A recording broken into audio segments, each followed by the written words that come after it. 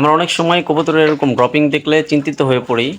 কারণ নরমালি সুস্থ কবুতর যখন হঠাৎ করে এরকম ড্রপিং করে অনেকটা চিন্তারই বিষয় এটা। কিন্তু আমার মতে তখন এরকম বেশি চিন্তা করার দরকার নাই। আপনারা ভালোভাবে খেয়াল করেন যে আপনার কোনো কাজে বা কবুতরের কোনো সিম্পটম দেখা দিচ্ছে কিনা। শুধু ড্রপিং দেখেই মেডিসিন দেওয়ার চিন্তা করবেন না এবং একবারে ভয় পেয়ে যাবেন না। কারণ একেক সময় খাবার ঠিকমতো না খাওয়ার কারণে এরকম ড্রপিং হয়ে থাকে।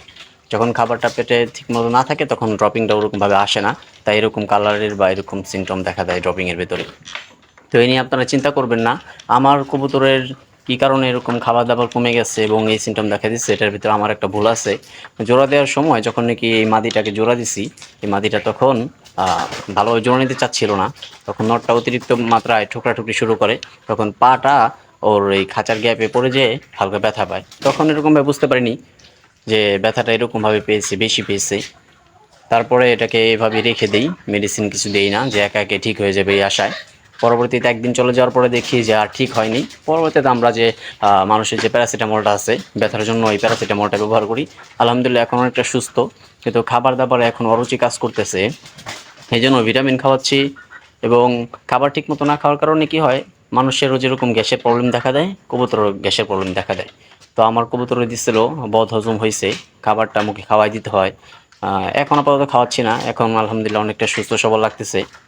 ভিডিও দিতেছি স্ক্রিনে, আপনারা দেখতে পারবেন যে এখন অনেকটাই সুস্থ। নিজে, নিজে খাচ্ছে, নিজে, নিজেই করতেছে যথাসম্ভব। সকালে ওকে খাওয়াই দিতে হইছে। সকালে আমি দেখছি খাঁচায় এসে যে বমিও করছে বদহজমের কারণে। কারণ গ্যাস ছিল পেটে, ঠিকমতো খায় নাই। তখন যেয়ে গ্যাসটা জমছে, গ্যাস জমার পরে বমি করছে। তখন আমি একটু আদা কুচি করে খাওয়াই। আলহামদুলিল্লাহ এই আদা কুচিতেই আমার খুব ভালো রেজাল্ট দিছে।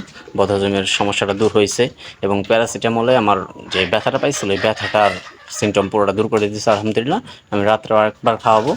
ইনশাআল্লাহ সকালের ভিতরে কবুতরটা অনেকটা সুস্থ হয়ে যাবে এবং খাবারের রুচিও অতি তাড়াতাড়ি ফিরে আসবে।